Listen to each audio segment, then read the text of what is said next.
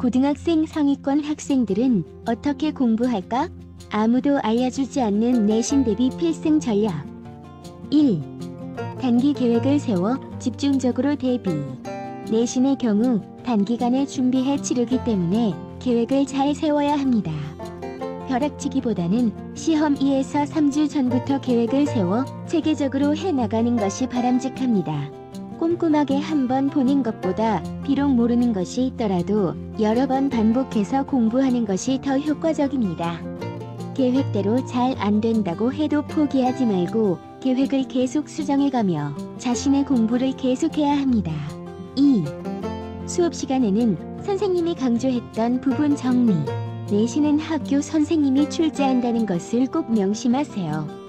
좋은 내신 성적을 위한 핵심은 수업 시간에 선생님이 강조한 부분을 잘 정리해 공부하는 것입니다.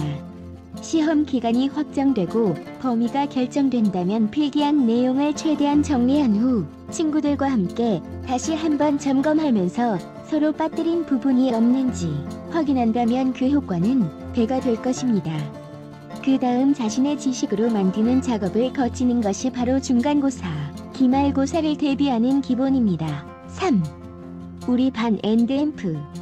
옆 반 선생님의 보충자료 완벽 점검. 선생님이 나눠준 인쇄물과 노트 필기 내용, 부교재 등을 꼼꼼히 체크해야 합니다. 선생님은 교과서만으로 부족한 부분을 채우고자 다양한 사례, 문제 유형, 비교 분석 등의 내용을 담은 보충 자료를 활용합니다. 이는 시험 문제의 제시문, 선택지로도 등장할 수 있기 때문에 교과서와 문제풀이에만 집중한 학생들은 큰 낭패를 볼 수 있습니다.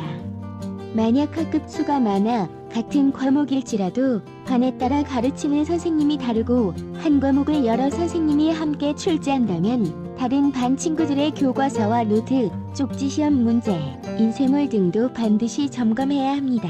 4. 중간, 기말고사 대비 마지막, 총정리 시간에 주어지는 힌트 주목.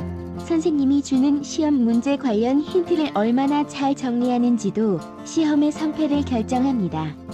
평소 수업 시간에 집중하는 것도 중요하지만 특히 시험 일주일 전이면 시험 문제 출제가 끝나기 때문에 선생님들은 수업 시간에 힌트를 주는 경우가 많습니다.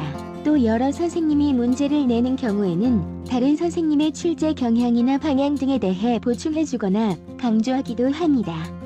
따라서 그 시간에 집중해 시험에 관한 힌트를 절대 놓치지 말아야 합니다. 2015 개정 교육과정이 첫 도입되는 예비 고1 학생들은 전년도 기출문제를 활용하여 내신 대비를 할 수 없습니다. 그래서 수업 시간에 더욱 집중해야 합니다.